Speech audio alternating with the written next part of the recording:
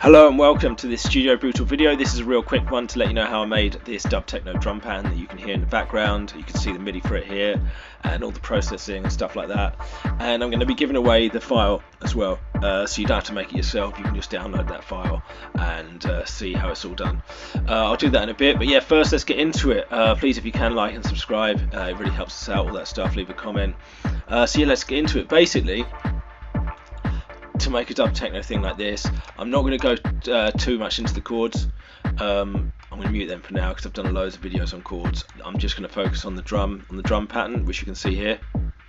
And this is a real simple beat, and it's just everything, all the rhythm, all the groove, all the feeling, all the character is done with processing.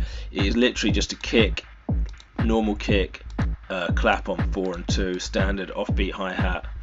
And that is really it, and a sub bass. I don't know if you can hear that sub bass, it is low. Let me turn it up.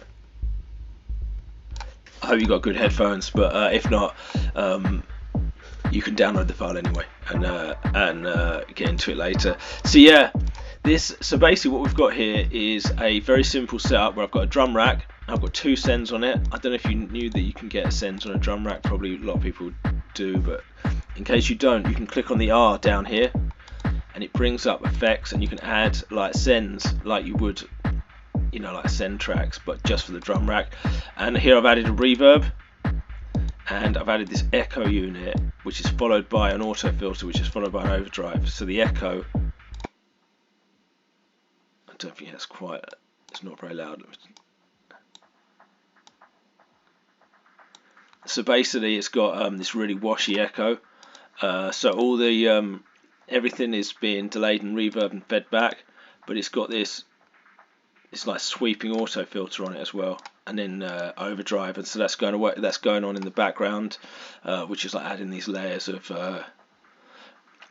sort of moving rhythmic reverb basically. And then at the end of the drum rack, which is affecting everything, is this auto filter which rolls off some of the top end. You can take it right down if you want, but it's to get rid of some of that reverb. There's some of the high end of the reverb, and you can add some drive here as well if you want, which is quite nice for lo-fi, sort of lo-fi dub techno. Yeah, and then after that there is just 4 channels of sound. There's just a kick, which is basically a 909 kick, and what I've done with the 909 kick is, what I do is when I set up a drum rack, I click on every channel, I right click in the top bar, and I change the simpler to a sampler because it's way better, basically, for me especially. It's got this filter built in, it's got all these distortions, and then I basically filter the kick right down. That's too low, but you still want a little bit of the punch, but you want to take a lot of it off, so you have like an unnatural sound in low passed kick drum. We're going to filter everything in dub techno. Almost everything should be filtered and have like frequencies cut away, so it's got space in the mix and it sounds a bit you know, cut away and weird and just a bit not right, because it's had all these frequencies cut off it, and then they sound a lot better delayed as well.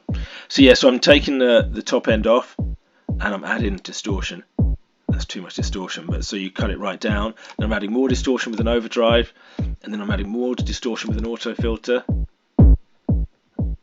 and I'm filtering it down. So we're adding distortion, filtering down, adding distortion, filtering down. So you get this low, this really nice low. It's a little bit punchy, but it's got no top end. If I take the filter off, you'll hear what it sounds like normally. And I just want to take a lot of that punch off, but still let it hit on the low end. Then I've got this clap, which is just a normal clap on 2 and 4. That's standard where it should be. This is from a preset pack that I've done, I'll link it below. But it's from the Casio RZ1, which is like a digital drum machine. And I filtered it right down again. You can see here on the filtering section. I've given it a filter envelope, this, which is tight. So you can make it really nice and tight if you want. You can modulate this as well, the decay. And made it a bit resonant, added drive and shaper. So you get a really nasty clap, sort of like a punchy, really clicky clap. Pitched it down a bit by changing the root note up a bit. And then I've added an auto filter, which if I take that off, it's it's basically cutting away some frequencies like we did with the kick, but it's a band pass. Put an LFO on it, so you get like a movement to it, and I've added phase, so that movement is stereo. It's a bit off, left and right. Then some ping pong, echo, and another echo unit, just normal delay. And then that itself, the whole thing is sent to effects end as well in the drum rack. And the hats are probably the most delayed and tweaked. If I turn it up, so yeah, it's a 707 hat. It's quite a nice hat. I quite like that sound.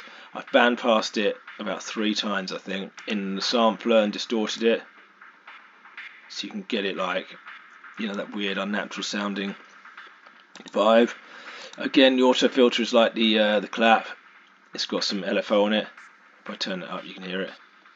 So you give it a bit of movement, some phase, so that movement is split in the stereo field.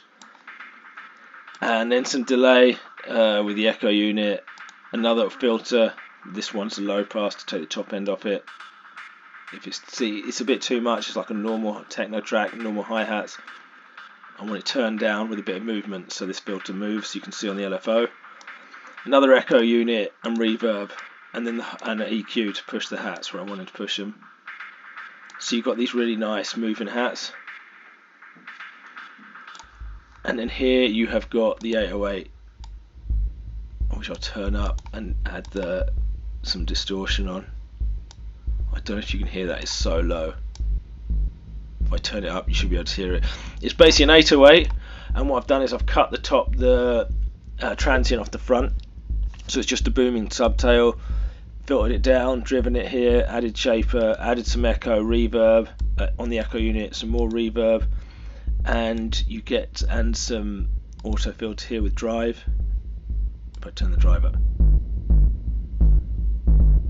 so you get this booming sub bass, and yeah, that is the beat basically. And then some of them are sent to those effects ends that I set up, and that is it.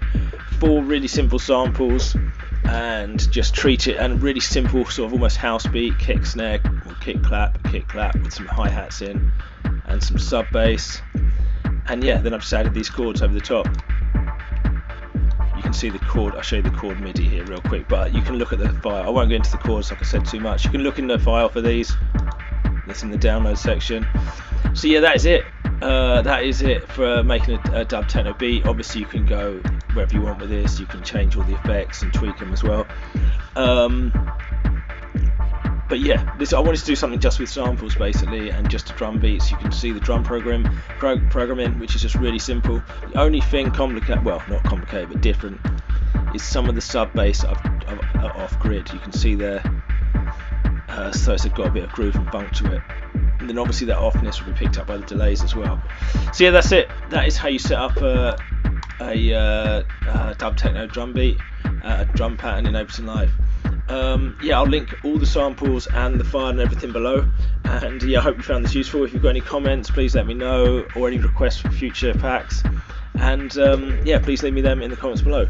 And that's it from me. Have a good day and good luck with your music making. Take care. Goodbye.